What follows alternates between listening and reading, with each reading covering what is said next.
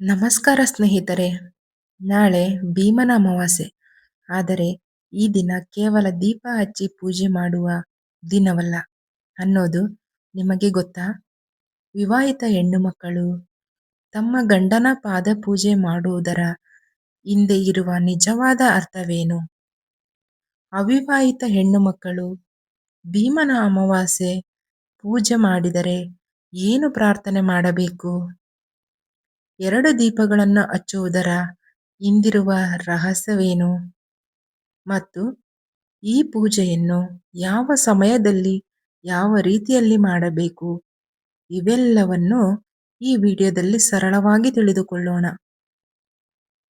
ಮೊದಲನೆಯದಾಗಿ ಒಂದು ವಿಷಯ ನೆನಪಿಟ್ಟುಕೊಳ್ಳಿ.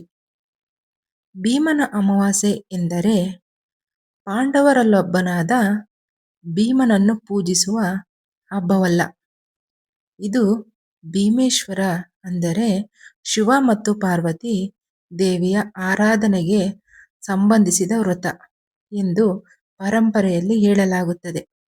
ಭೀಮನ ಅಮಾವಾಸ್ಯೆ ಎಂದರೆ ಕರ್ನಾಟಕದ ಅನೇಕ ಕುಟುಂಬಗಳಲ್ಲಿ ಆಷಾಢ ಮಾಸದ ಅಮಾವಾಸ್ಯೆಯೆಂದು ಭೀಮನ ಅಮಾವಾಸ್ಯೆಯನ್ನು ಆಚರಿಸಲಾಗುತ್ತದೆ. ಈ ವ್ರತವನ್ನು ಜ್ಯೋತಿರ್ಭೀಮೇಶ್ವರ ವ್ರತ, ಪತಿ ಸಂಜೀವಿನಿ ವ್ರತ, ದೀಪಸ್ತಂಭ ಪೂಜೆ ಮುಂತಾದ ಹೆಸರುಗಳಿಂದಲೂ ಕರೆಯಲಾಗುತ್ತದೆ. ಮುಖ್ಯವಾಗಿ ಮಹಿಳೆಯರು ತಮ್ಮ ಕುಟುಂಬದ ಒಳಿತಿಗಾಗಿ, ಪತಿಯ ಆರೋಗ್ಯ ಮತ್ತು ದೀರ್ಘಾಯುಷ್ಯಕ್ಕಾಗಿ, ಸಹೋದರರ ಕ್ಷೇಮಕ್ಕಾಗಿ ಹಾಗೂ ದಾಂಪತ್ಯ ಸುಖಕ್ಕಾಗಿ ಶಿವ ಪಾರ್ವತಿಯನ್ನು ಪ್ರಾರ್ಥಿಸುವ ಸಂಪ್ರದಾಯವಿದೆ. ವಿವಾಹಿತ ಹೆಣ್ಣು ಮಕ್ಕಳು ಯಾಕೆ ಈ ಪೂಜೆ ಮಾಡಬೇಕು? ವಿವಾಹಿತ ಹೆಣ್ಣು ಮಕ್ಕಳು ಭೀಮನ ಅಮಾವಾಸ್ಯೆಯೆಂದು ಶಿವ ಪಾರ್ವತಿಯನ್ನು ಆದರ್ಶ ದಂಪತಿಗಳಾಗಿ ಪೂಜಿಸುತ್ತಾರೆ. ಅದರ ಹಿಂದಿರುವ ಮುಖ್ಯ ಭಾವನೆ ಏನು ಗೊತ್ತಾ? ನಮ್ಮ ದಾಂಪತ್ಯ ಜೀವನದಲ್ಲಿ ಪ್ರತಿ ನಂಬಿಕೆ, ಆರೋಗ್ಯ, ಸಂತೋಷ ಮತ್ತು ಪರಸ್ಪರ ಗೌರವ ಸದಾ ಇರಲಿ ಎನ್ನುವ ಪ್ರಾರ್ಥನೆ. ಆದರೆ ಇದು ಕೇವಲ ಗಂಡನ ದೀರ್ಘಾಯುಷ್ಯಕ್ಕಾಗಿ ಮಾಡುವ ಪೂಜೆ ಮಾತ್ರವಲ್ಲ.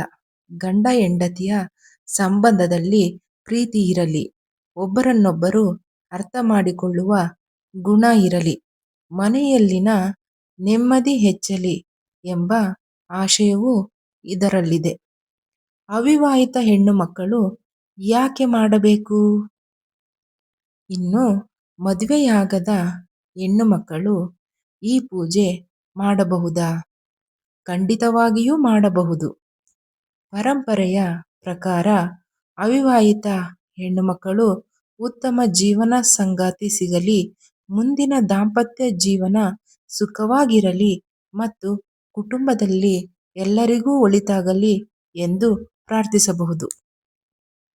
ಕೆಲವು ಸಂಪ್ರದಾಯಗಳಲ್ಲಿ ಸಹೋದರರ ಆರೋಗ್ಯ ಮತ್ತು ಆಯುಷ್ಯಕ್ಕಾಗಿ ಕೂಡ ಪ್ರಾರ್ಥಿಸುವ ಪದ್ಧತಿ ಇದೆ.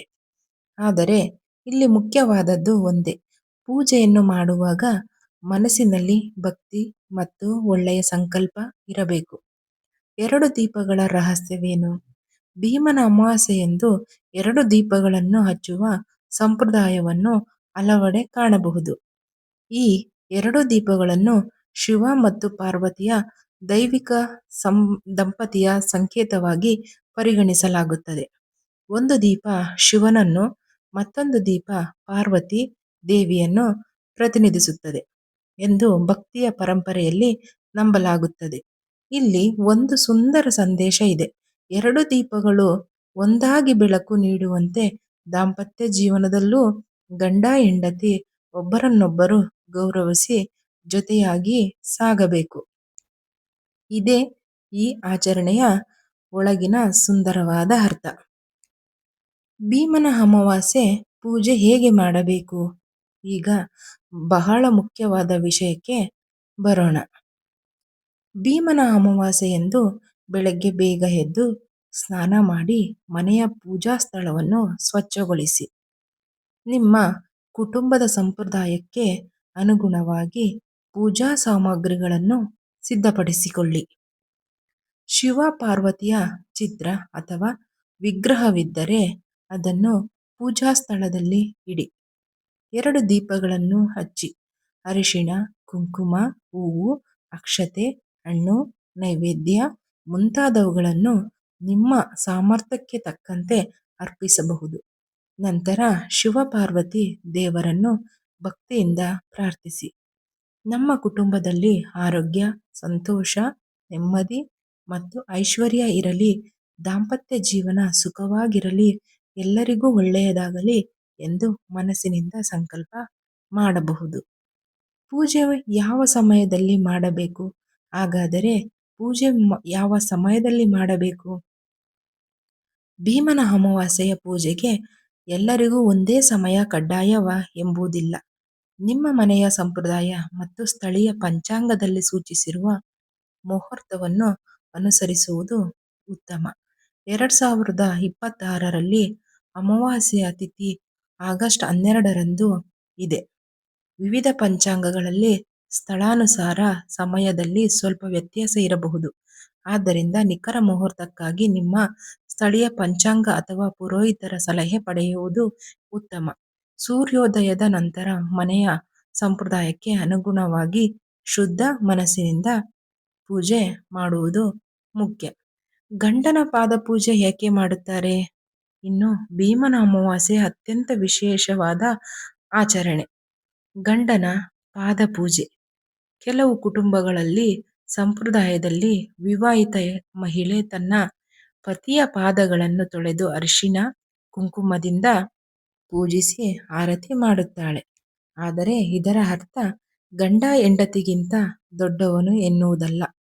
ಇದರ ಹಿಂದೆ ಇರುವ ಸಾಂಪ್ರದಾಯಿಕ ಭಾವನೆ ಪತಿಯ ಮೇಲಿನ ಗೌರವ, ದಾಂಪತ್ಯದ ಮೇಲಿನ ನಿಷ್ಠೆ ಮತ್ತು ಪರಸ್ಪರ ಕ್ಷೇಮಕ್ಕಾಗಿ ಮಾಡುವ ಸಂಕಲ್ಪ.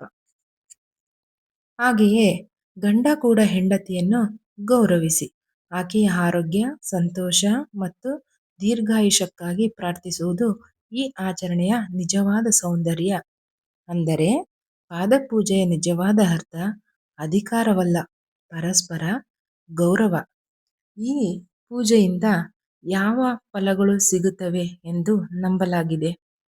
ಭೀಮನ ಅಮಾವಾಸ್ಯೆ ವ್ರತವನ್ನು ಭಕ್ತಿಯಿಂದ ಆಚರಿಸುವುದರಿಂದ ದಾಂಪತ್ಯ ಜೀವನದಲ್ಲಿ ಸಂತೋಷ ಹೆಚ್ಚುತ್ತದೆ ಎಂದು ನಂಬಿಕೆ.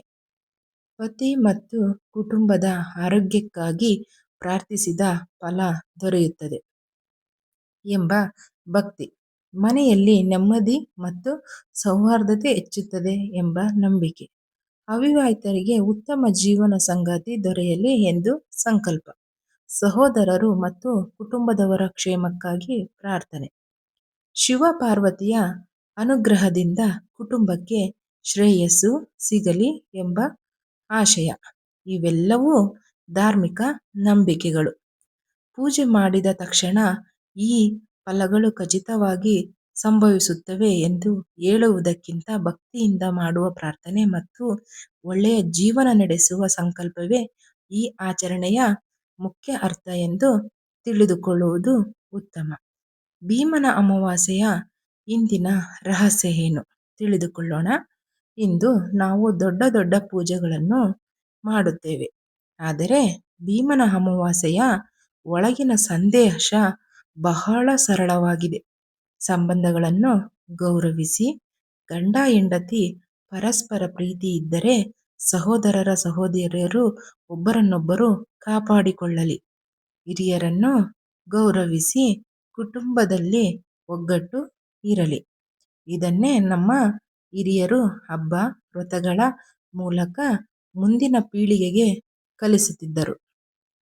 ಆದ್ದರಿಂದ ಭೀಮನ ಅಮಾವಾಸ್ಯೆ ಕೇವಲ ಪೂಜೆ ಮಾಡುವ ದಿನವಲ್ಲ, ಕುಟುಂಬದ ಸಂಬಂಧಗಳನ್ನು ಮತ್ತಷ್ಟು ಗಟ್ಟಿಗೊಳಿಸುವ ಒಂದು ಸುಂದರ ಸಂಪ್ರದಾಯವೂ ಹೌದು. ಹಾಗಾಗಿ ಈ ಭೀಮನ ಅಮಾವಾಸ್ಯೆಯಂದು ದೊಡ್ಡ ಖರ್ಚು ಮಾಡಿ ಪೂಜೆ ಮಾಡಲೇಬೇಕು ಎನ್ನುವ ಅವಶ್ಯಕತೆ ಇಲ್ಲ. ನಿಮ್ಮ ಸಾಮರ್ಥ್ಯಕ್ಕೆ ತಕ್ಕಂತೆ ಪೂಜೆ ಮಾಡಿ, ದೀಪ ಹಚ್ಚಿ, ಶಿವ ಪಾರ್ವತಿಯನ್ನು ನೆನೆಸಿ. ನಿಮ್ಮ ಗಂಡ ಹೆಂಡತಿ, ತಂದೆ ತಾಯಿ, ಸಹೋದರ ಸಹೋದರಿ ಮತ್ತು ಮನೆಯ ಎಲ್ಲರ ಆರೋಗ್ಯ ಹಾಗೂ ಸಂತೋಷಕ್ಕಾಗಿ ಪ್ರಾರ್ಥಿಸಿ. ಏಕೆಂದರೆ ದೇವರಿಗೆ ದೊಡ್ಡ ಪೂಜೆಗಿಂತ ಶುದ್ಧವಾದ ಮನಸ್ಸು ಮುಖ್ಯ. ಈ ಭೀಮನ ಅಮಾವಾಸ್ಯೆ ನಿಮ್ಮ ಕುಟುಂಬಕ್ಕೆ ಆರೋಗ್ಯ, ನೆಮ್ಮದಿ, ಸಂತೋಷ ಮತ್ತು ಶ್ರೇಯಸ್ಸನ್ನು ತರಲಿ ಎಂದು ಹಾರೈಸೋಣ. ಓಂ ನಮಃ ಶಿವಾಯ. ಈ ಮಾಹಿತಿ ನಿಮಗೆ ಇಷ್ಟವಾಗಿದ್ದರೆ ವಿಡಿಯೋವನ್ನು ಲೈಕ್ ಮಾಡಿ, ನಿಮ್ಮ ಕುಟುಂಬದವರೊಂದಿಗೆ ಶೇರ್ ಮಾಡಿ. ಇಂತಹ ನಮ್ಮ ಸಂಪ್ರದಾಯ, ಹಬ್ಬ ಮತ್ತು ಧಾರ್ಮಿಕ ಮಾಹಿತಿಗಳಿಗಾಗಿ ನಮ್ಮ ಚಾನಲನ್ನು ಸಬ್ಸ್ಕ್ರೈಬ್ ಮಾಡಿಕೊಳ್ಳಿ. ಹರ ಹರ ಮಹಾದೇವ. ಮತ್ತೆ ಭೇಟಿಯಾಗೋಣ ಮುಂದಿನ ವಿಡಿಯೋದಲ್ಲಿ. ಧನ್ಯವಾದಗಳು ಸ್ನೇಹಿತರೆ. ಚಾನಲನ್ನು ಸಬ್ಸ್ಕ್ರೈಬ್ ಮಾಡಿಕೊಳ್ಳಿ.